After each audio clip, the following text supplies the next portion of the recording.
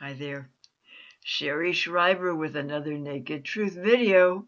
How you doing today? Okay, I'm seeing that there's a lot of glare on my brand new glasses from America's Best, so I'm going to take them off and go naked eyes today for you, because I want you to be able to see into the windows of my soul.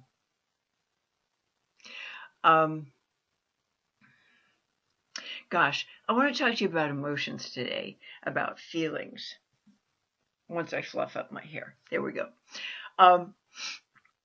Feelings. I had a lot of people who've called me for years saying, I'm really connected to my emotions. I'm really totally connected to my feelings. I really feel my pain.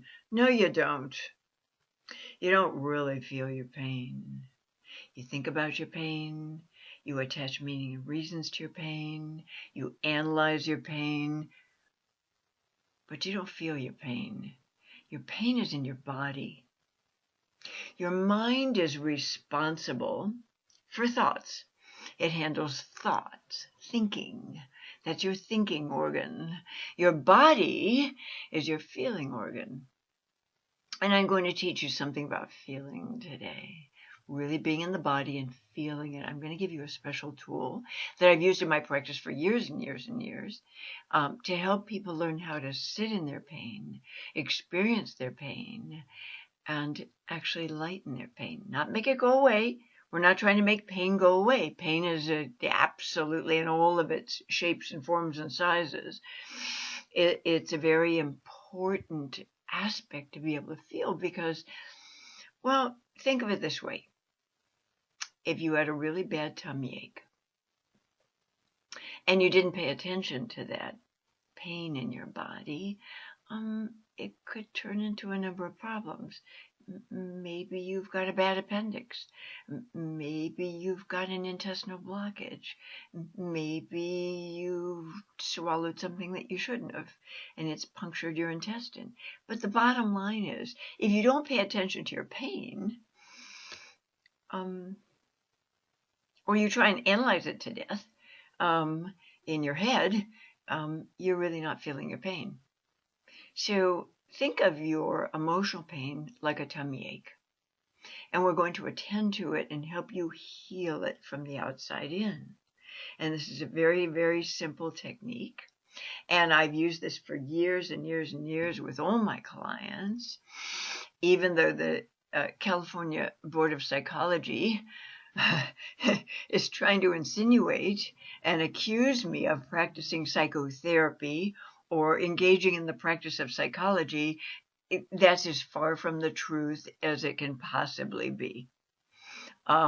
They're also accusing me of misleading the public, making them think that I'm a licensed clinician. And it's been abundantly clear all over my website for years that I'm not. So if you want to write them a letter on my behalf, feel free. But this is really what I share with you in these videos has been the crux of my work for many years. And interestingly enough, it brings about cellular healing and real change in the body. It does. I know I shouldn't make those claims, but if you met some of the people I've worked with, trust me, when they get to their emotional healing and start accommodating these feelings of theirs in their body, and they own those feelings, they belong to them. They've just gotten good at dissociating from them or distracting from them or running from them in any way they can for many, many, many years, maybe sometimes decades. But when you can accept those feelings, make friends with those feelings, learn to embrace those feelings as what is passionate within you and alive within you and vibrant. They represent vibrant parts of you. It's a whole different party, and it's an entirely different paradigm than you're used to or that you've maybe gotten acquainted with in a psychotherapy process or practice. So here it comes, ready or not. Pain. I'm going to treat my emotional pain like a tummy ache. I'm going to bring my hand to my body. Okay, hang on. Let me make sure I'm decent here. I bring my hand to my body and rub and massage where it's hurting. You see this? Rub and massage where it's hurting. Oops, lost my bulge here. Okay. But at the same time, I'm going to be breathing into this pain. Not to try and get rid of it, but to learn how to tolerate and endure it. So here we go. I'm rubbing my emotional pain in my body. The shame I feel, the guilt I feel, the sadness I feel, the grief I feel, the depression I feel. And I'm going to feel that depression or sadness in my heart area. So I'm rubbing my heart area right now, where I feel that sadness or depression, okay? And I'm going to be teaching you breathing techniques. So I'm going to describe a breathing technique to you. I like to call it heavy breathing. And I have a deviated septum my whole life, so my inhales are going to be noisy, but get over it.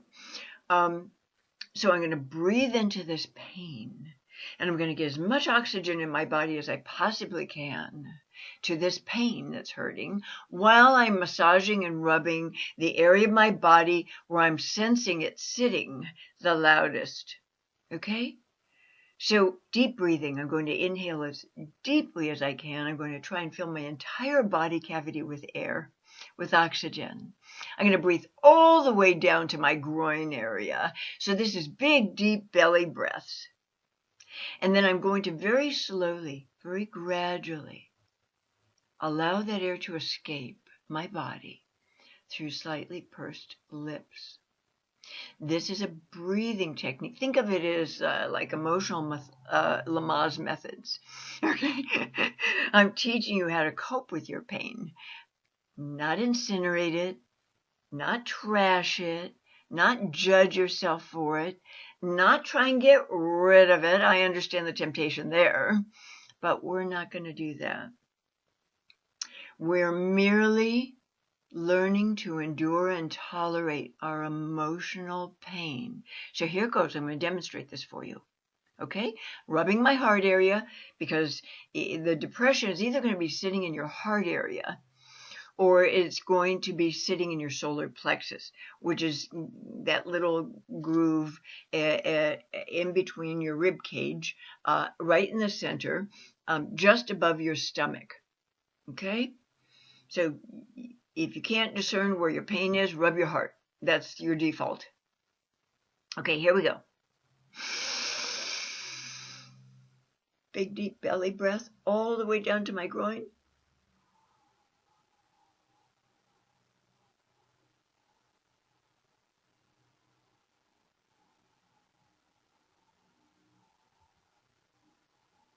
Now I'm really empty.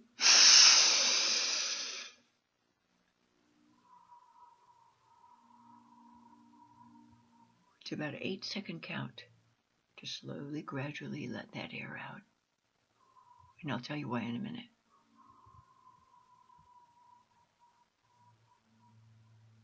Now I'm really empty. Oh boy, does it feel good to breathe in deep. And you smokers, this will help you too.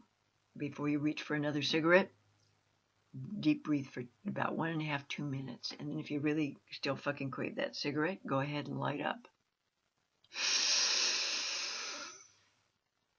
Get this oxygen to your brain. Hold it as long as you can. Imagine yourself diving, taking a deep breath before you dive into a pool of water, and you want to swim underwater for a little bit of time. So you're holding that breath in, and you're just letting little bubbles of air come out. Little bubbles. Okay? All right. That's the way I want you to exhale. Slightly pursed lips. Like you're going, wow, look at the rack on that chick. Or look at the abs on that guy. Okay? Slow, gradual exhale. Because you want to keep that oxygen in your brain as long as you possibly can, because this is what helps ground you and helps you tolerate this pain in your body. The mind has to stay out of this deal. You're not allowed to think about the pain and why it's here. You're not allowed to attach meaning and reasons to the pain. You're not allowed to talk to yourself about your pain. You're just in pain, and that's okay. And we're not going to make it the enemy anymore, something you're feverishly trying to run away from, okay? So deep breath, deep, deep, deep breath.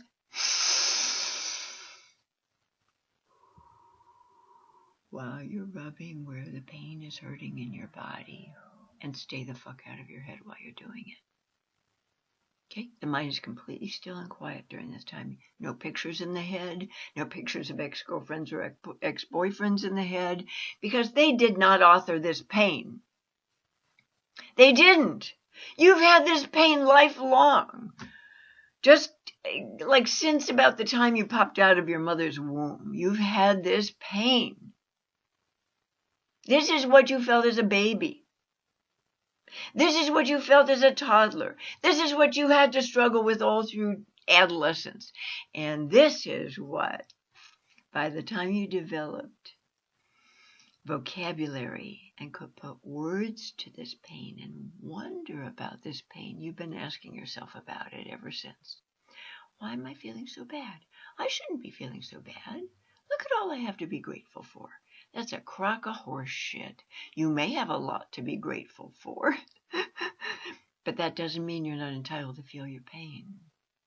Okay? People who have come to me for years and years and years now, they've been depressed their whole lives. They've found incredibly clever coping strategies for dealing with their depression and their pain. They've drank it away. They've eaten it away. They've stayed too busy to feel it. They've become fixers, rescuers, caregivers.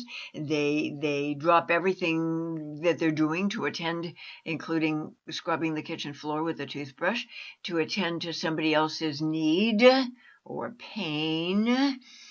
But what you don't understand is they can't tolerate your pain. They want to fix it for you. And they want to fix it for you and talk you out of it and talk you through it because they can't tolerate their own fucking pain. So when you learn to tolerate your own pain, you're able to allow others to have theirs because you know it's something you can live through. It's something you can live with.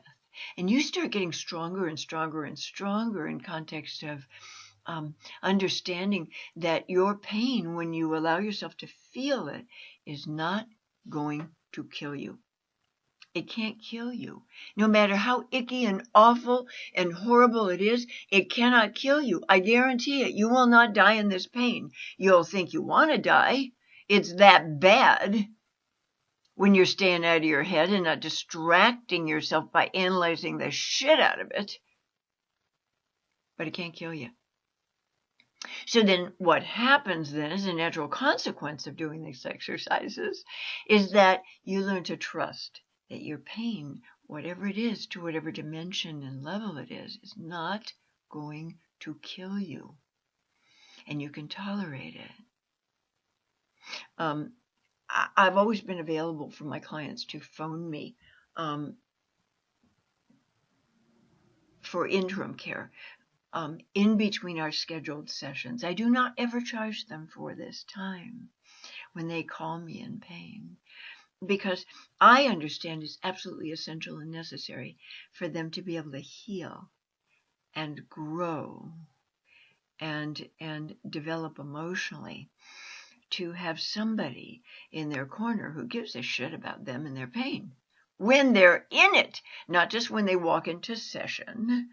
But in the middle of the night, when they're in that pain, they can call me. I've always put my own needs first. I have to in this business I've been in, this consulting business, because if I don't get a good, deep night's restful, marvelous sleep, and I had such a fun dream last night. Um, but if I don't give that to me, I'm no good to anybody else. Really. I mean, my batteries would be on empty all the time, especially with as much interim care as I provide to all my client base. So if they're not willing to call me in between sessions that are scheduled, they're not going to get well. Because, first of all, they won't learn that it's okay to receive when they really need it. Care, attention, support, breathing techniques. These breathing techniques, incidentally, these what these actually are is to teach you reparenting techniques. If your mother or father has noticed your sadness, your looks of feeling lost, your emptiness, your fear, your anxiety when you were an infant, when you were a toddler, and they just picked you up, put their arms around you and picked you up and held you and rocked you and said, it's okay. This is pre-verbal stuff, by the way, folks. This is before you could even talk. This is before you could explain your pain to anybody.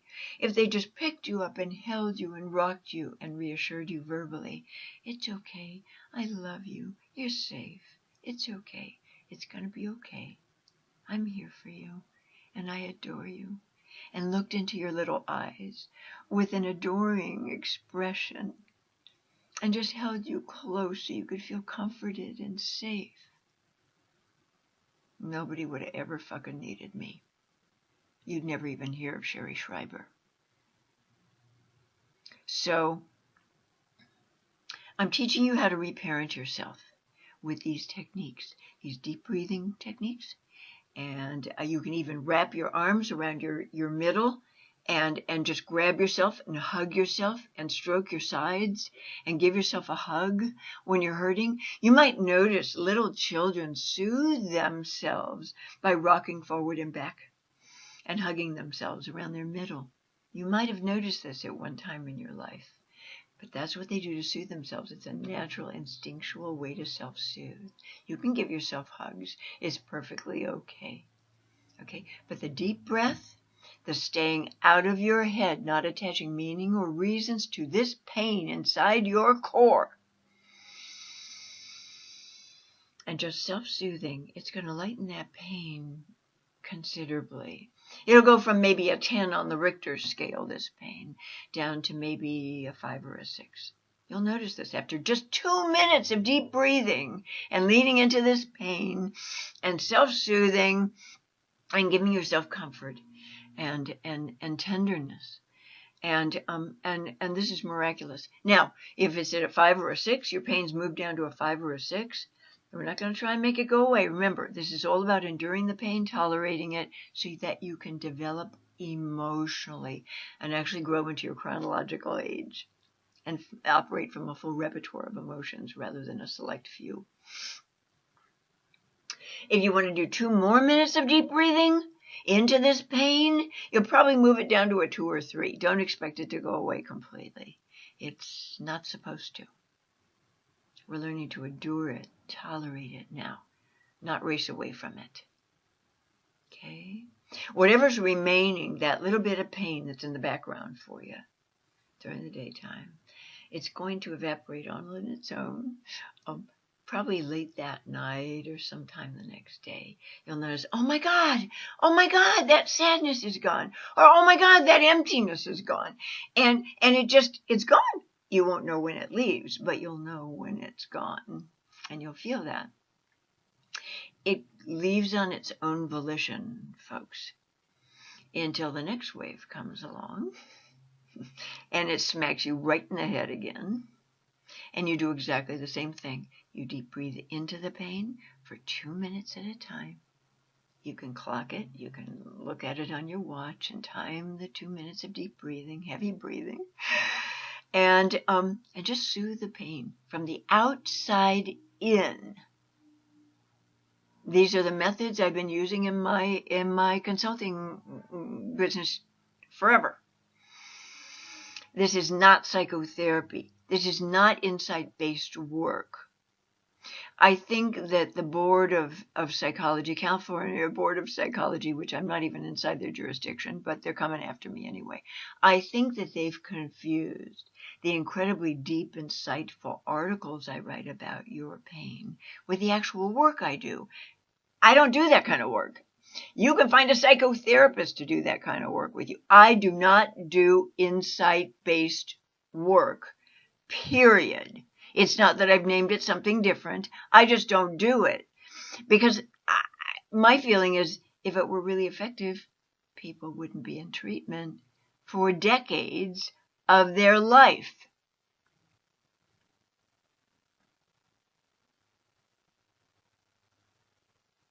So, anyway, I'm hoping this is helpful to you. I'm hoping you apply these techniques and help yourself heal your pain from the outside in by just giving yourself a little TLC, not analyzing your pain, not judging yourself for it,